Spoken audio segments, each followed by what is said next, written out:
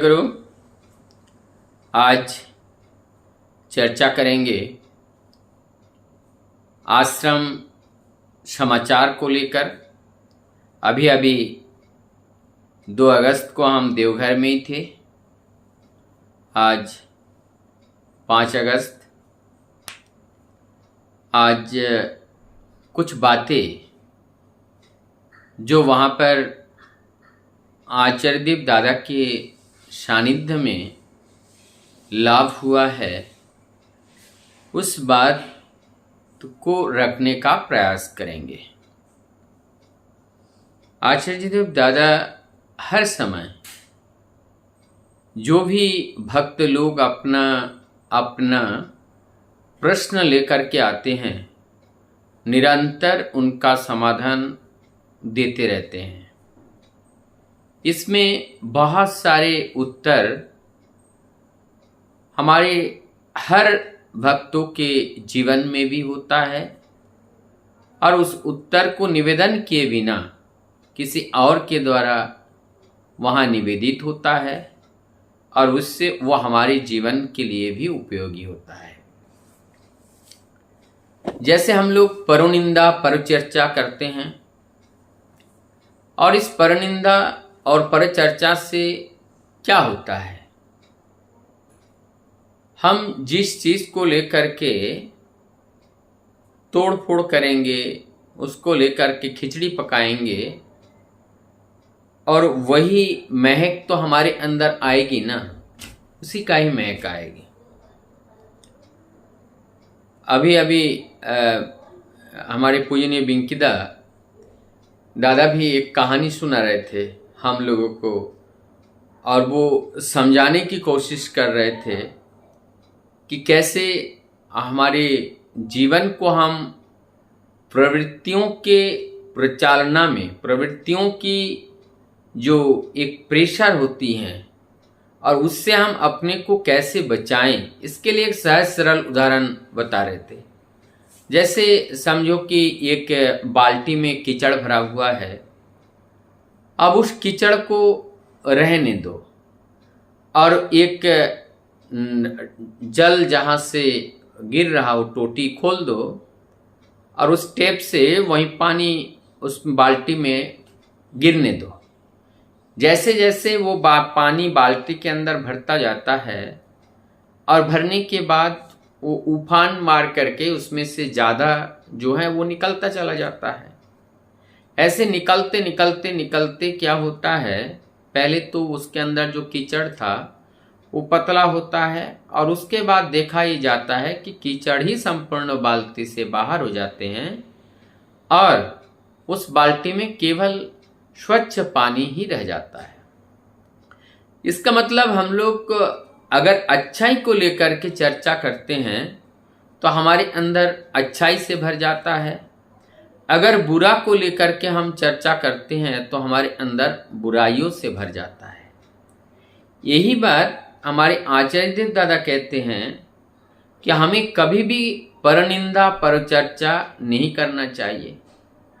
ठाकुर जी ने भी अपने वाणी में बहुत जगह पे जो मधुमक्खी वाले मनुष्य या मक्खी मनुष्य के नाम से उन्होंने बहुत से वाणियाँ दी हैं और उन्होंने ये कहा है कि जो दुष्ट प्रवृत्ति के जो मनुष्य होता है वो गलत को ही पहले देख लेता है और फिर उसी का ही चर्चा करता है और वो मंददर्शी होते हैं।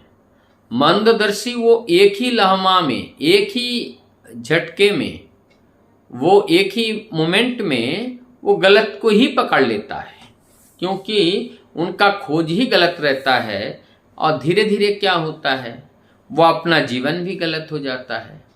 क्योंकि जैसा हमारा खोज रहेगा, जैसा हमारा चिंतन रहेगा और वैसा ही हमारा जीवन होगा।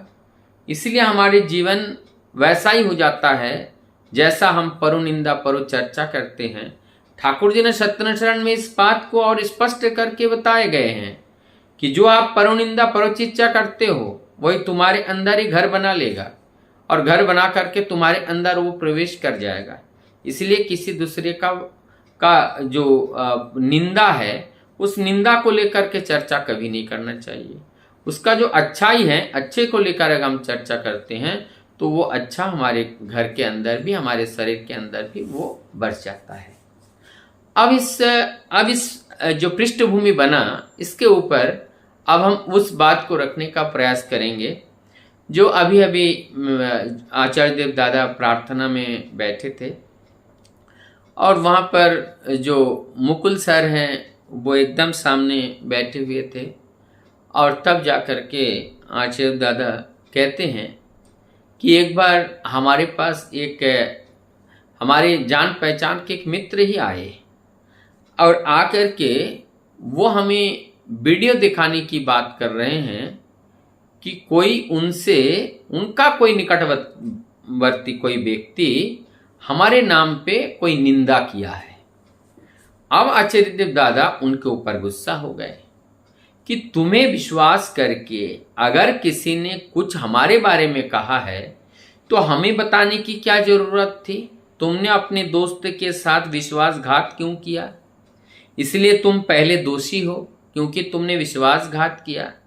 आचार्य देव दादा का कहना यहाँ पर यह था कि यदि आप मुझे इतना प्यार करते हो या वास्तव में जो प्रकृति रूप से हमारे अंदर आप देखते हो, यदि वो जिस बात को लेकर आपके साथ कटाक्ष किया वो अगर हम में आपको देखने को नहीं मिला तो इसका प्रत्युत्तर आप स्वयं ही उनको क्यों नहीं दिए? आप हमें बताने के लिए चले आए और जिससे हम उनके साथ, उनके प्रति हमारा एक घृणा का दृष्टि उनके प्रति जन्म ले ले। तो अगर किसी के प्रति जब घृणा जन्म लेता है, वो जन्म तो हमारे शरीर में लेगा ना, तो हमारा शरीर उसमें गंदा हो जाएगा। हम दूसरे के प्रति हीन भावना, दूसरे के प्रति घृणा की भावना, जितना वो रहता कहाँ है, हमारे शरीर में रहेगा और वो हीनता, वो हीनमन्यता, वो जो घृणा, वो सब हमारे अंदर रहेगा और वो हमें सड़ाने का प्रयास करेगा, वो सड़ाने का प्रयास करेगा। कितनी इंपॉर्टेंस, कितनी महत्वपूर्ण बात है हम प्रत्येक के जीवन में कि किसी को निंदुक को प्रश्रय नहीं देना चाहिए। यदि वो वास्तव में हमारी हितैषी हैं तो हमें जैसा वो देख रहे हैं ऐसे कहते हुए वो प्रतिवाद करें, तो ये बात तो समझ में आता है। लेकिन ये प्रतिवाद ना करके यदि वहाँ पर ये आते हैं, वहाँ पर इस बात को और बताने आते हैं कि आपके लिए ये कहा है। ऐसे ही आचार्य देव दादा का एक कही हुई बात वो हमारे पूजनीय अविंदा भी इस बार बता रहे थे और वो बात ये है कि किसी ने पूजनीय अविंदा से पूछ लिया कि इष्टभृति हमें क्यों करना पड़ता है, अर्घ देते हैं तो ये अर्घ सब कहाँ जाता है, अर्घ सब खिला देते हैं और इस तरह का से यहाँ पे सत्संग में पैसा देना पड़ता है, ये बिजनेस है, व्यवसाय है। तो हमारे पूजनीय बिनकेदा बता रहे हैं कि इस तरह से अगर कोई कटुक्ति करे तो उसका आप क्या जवाब, इसका जवाब क्या है, इसको ये क्यों है, आप अपने पास इसके बारे में कुछ बता सकते हो कि अगर आपसे कोई ऐसे प्रश्न कर दे तो क्या बताना है। आचार्य देव दादा के पास भी इस तरह के हजारों प्रश्न गए और आचार्य दादा ने बहुत सिंपल से एक बात बताए हैं कि अगर आप अपने पड़ोसी का एक बिजनेस करते हुए देखा कि वो ठेले लगाया और ठेले में बहुत से फास्ट फूड लगाया, बहुत अच्छा चला, आप भी जा कर के उनके पास में उनको मॉड्यूल मान करके आपने एक दुकान खोल दी, आपकी दुकान भी चलने लगी। या किसी ने कोई मिठाई का दुकान खुला या राशन का दुकान खुला और वो दुकान अच्छी चल रही है तो उसको आप मॉडल मान करके और भी दुकान खुल जाते हैं, उनकी दुकान भी चलने लगती हैं। तब आचार्य देव दादा ने बोला कि अगर ये मॉडल आपको पसंद है तो आप जो है आप भी ऐसे मॉडल का एक दुकान खोल लीजिए, व्यवसाय खोल लीजिए। उसमें आप अपने बच्चे को बताइए सबसे पहले कि आपके नाम पे इष्टभृति करे, फिर आपके बीवी को बताइए वो आपके नाम पे इष्टभृति करे, फिर आपके परिवार के सभी लोगों को बताइए, फिर अपने समाज के लोगों को बताइए।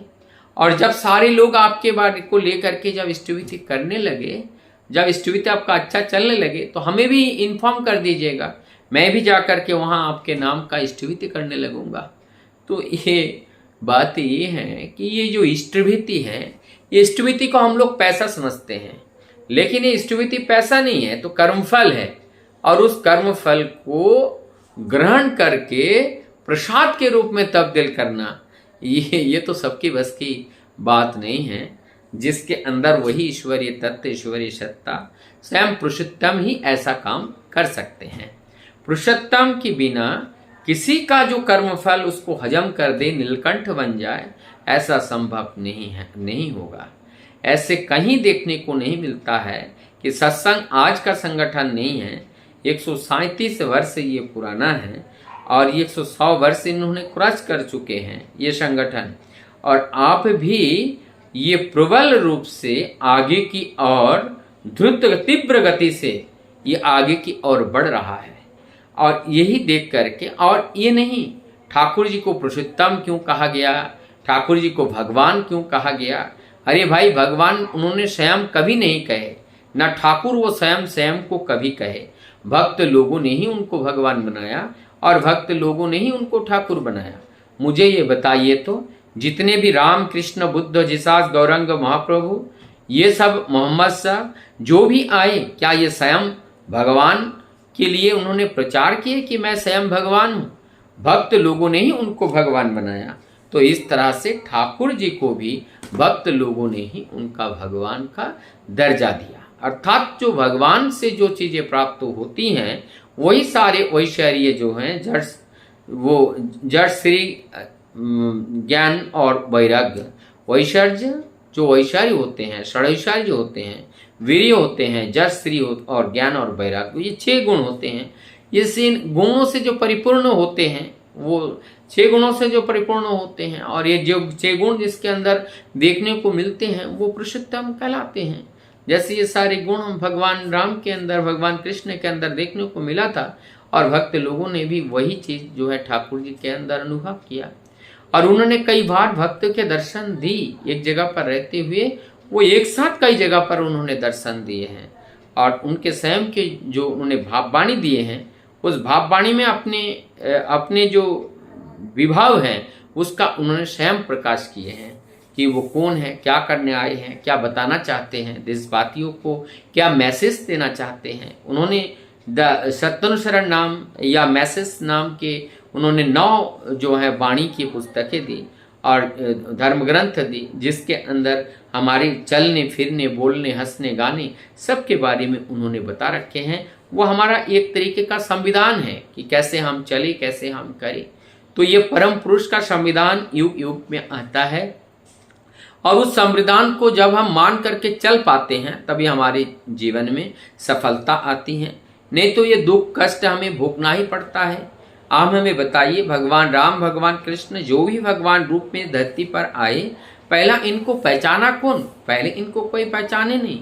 उसके बाद कुछ चुनिंदा लोगों ने पहचाना, जिनकी समाज के लोग कोई तवज्जो नहीं देते थे, और उन्होंने ही भगवान को पहचाना, और फिर बाद में भगवान का कार्य भी उन लोगों ने किया है। तो ये पुरुषोत्तम की दिव्य लीला है, और इस लीला को समझने के लिए कभी कभी हम लोग देवघर धाम जब जाते हैं, तो वहाँ पुरुषोत्तम वह सशरीर में तो नहीं है, लेकिन उनके जो वंशज और जिसमें आचार्य परंपरा के माध्यम में हमारी आचार्य देव श्री दादा जो हम लोगों को निरंतर दिशा निर्देश देते रहते हैं। हमारे जीवन की कोई समस्या हो, जब हम लेकर के जाते हैं, उनके पास निवेदन करते हैं, कोई ना कोई रास्ता वो हमें बताते हैं, और उसी रास्ते पर जब हम चलते हैं, तब हमारे जीवन में सफलता या प्राप्त होती हैं।